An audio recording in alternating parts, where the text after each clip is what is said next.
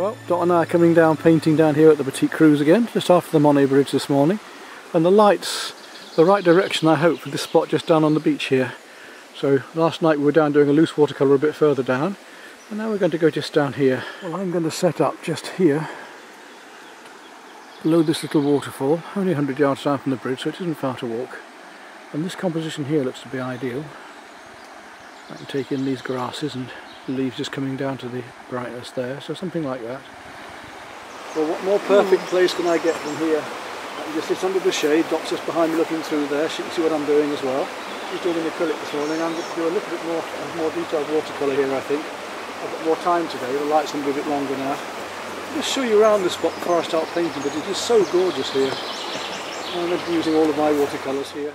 So I'm set up with my fine watercolours, my Russian watercolours if I need them, big pot of water here, and lots of brushes over there, so I've plenty of brushes to play with, and sponges and all sorts.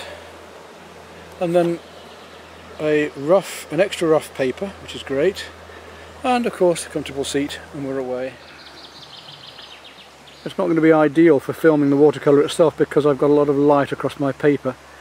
But I should be able to work like that. But come on you guys, you can see what you're going to get if you come here for a course with me. Wonderful accommodation and these beautiful spots to paint. Let's just go back up to the Monet Bridge and take a look there before we start painting. I saw some big fish just now.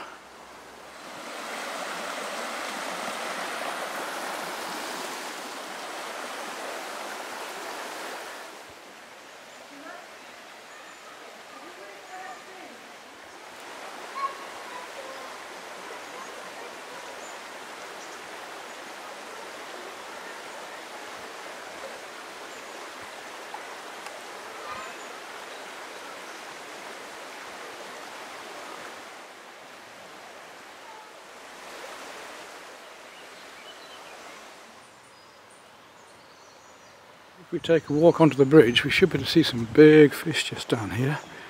There's some big chub.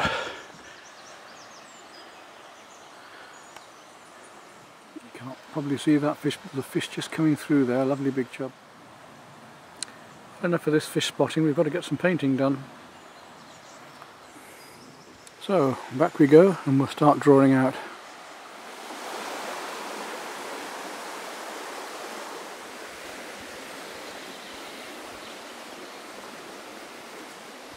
Dot's already away with a paintbrush.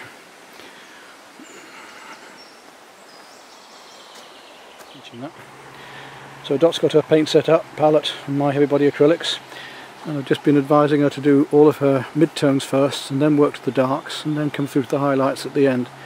Let's go and take a look at what I'm going to be doing. Now I've got some lovely lights in the foreground here that I want to pick up on. I've also got lights going through all of these leaves in the background, so we've got light against dark, light against dark, light against dark, rough against smooth, smoother water and ripples in the water to deal with, and then all of this texture up in the leaves. And some lovely grasses here which don't show too well on the camera, but some lovely cool different greens here as well I want to get in. So I'll draw this out first. So I'm sorry about this, but I've got light all over the paper. I've worked at my basic composition, the trees coming through here, the waterfall going in the background here, and then the shadows and light coming through here. So my first thing to do is to delicately work up my lighter colours. I'm going to do that with my usual joy of a wash brush, my Pro Art oval mop again. And there's a lot of texturing in this. I was going to use masking fluid, but I've forgotten to bring it down. I've got everything else here. I do have some white gouache if I need it. So the first thing to do is to look at the lightest of colours. And one of my favourite colours is my Aureolin yellow, which will give me all my lights in the background here. There's that dark hollow in the I'm going to be using quite a bit of dry brushwork today because I want little bits of light showing through, reflecting through the paper. So I'm going to use quite a bit of dry brushwork throughout this painting to let the sparkle of the light show through. Whether you'll be able to see more as the sun goes down, I hope you can. very delicately working it up. Not like last night's where I shot in very, very heavily, quickly. Here I want to just delicately bring up these colours out there in reality, and we've got dappled light happening in my painting as the light shines across it. A little bit of my turquoise with the aureolin yellow, and just start to bring in some of these. Start to bring in some of these beautiful turquoisey greens. Background now, that's paler. It's a much more delicate watercolour than last night's. I've got another yellow I want to try out here, which is a new one on the market. I can't remember its name, so I'm sorry, I can't tell you what I'm using now. But it's rather nice.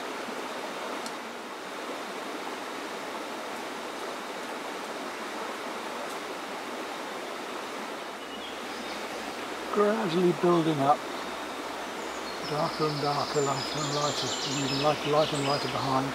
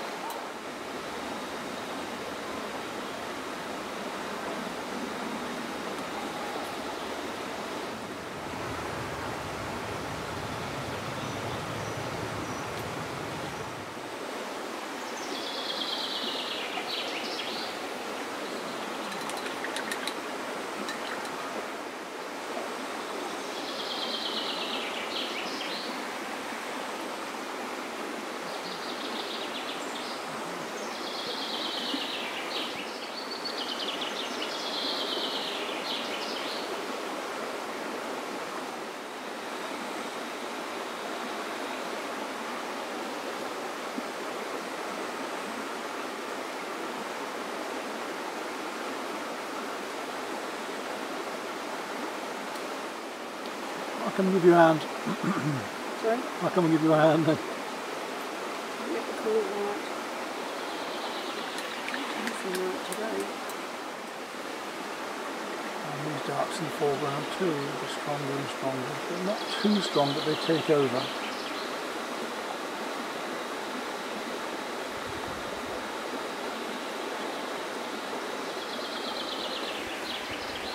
I want a very delicate watercolour today. Really use the beauty of the medium.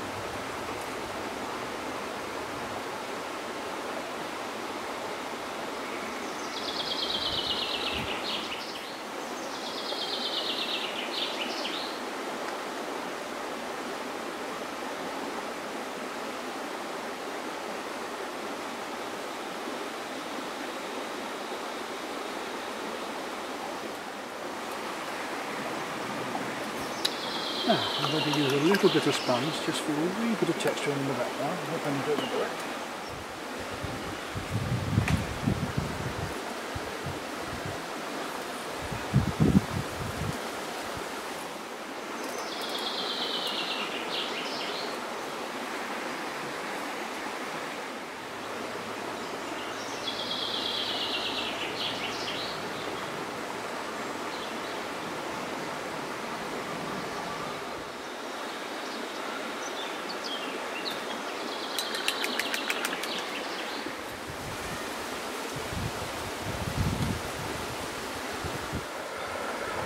So a pure watercolour for you this time with more delicate watercolour techniques, a bit more time, a bit more detail. Look at the difference. And I'm not saying one is better than the other, they're both very different, they both have their own beauties I think, and they're both just as enjoyable.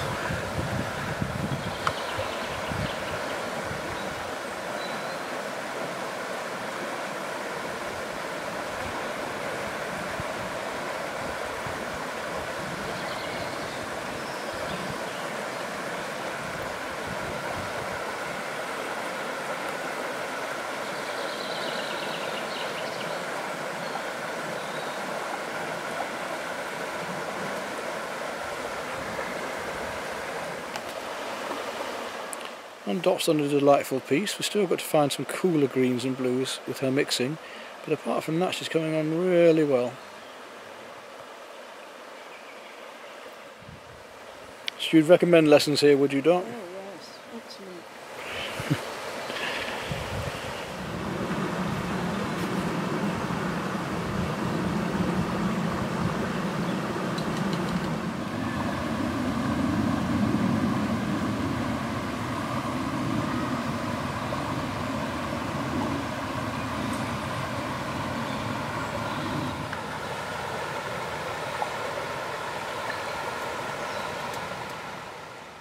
What we need to do on Dot's painting is increase the cools. We've got to look at the blues that are reflecting in the leaves and in the water, and immediately it changes the whole painting and the values, and the warms become warmer and we get these lovely reflections from the sky.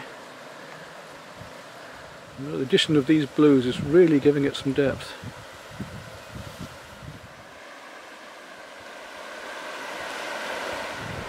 Well, that's it then. Enjoyed doing that, a bit more traditional watercolour with more time. What I want to do is get in between the first one, which is very loose, and this one, which is a bit tight, and get the best of both worlds, maybe in the next watercolour. Well, there we are then, Dot. That's a very pleasing little picture, and you're learning more about the cools and warms, aren't you? Yes. It's a lovely place to paint, isn't it? Absolutely beautiful. Enjoyed it then?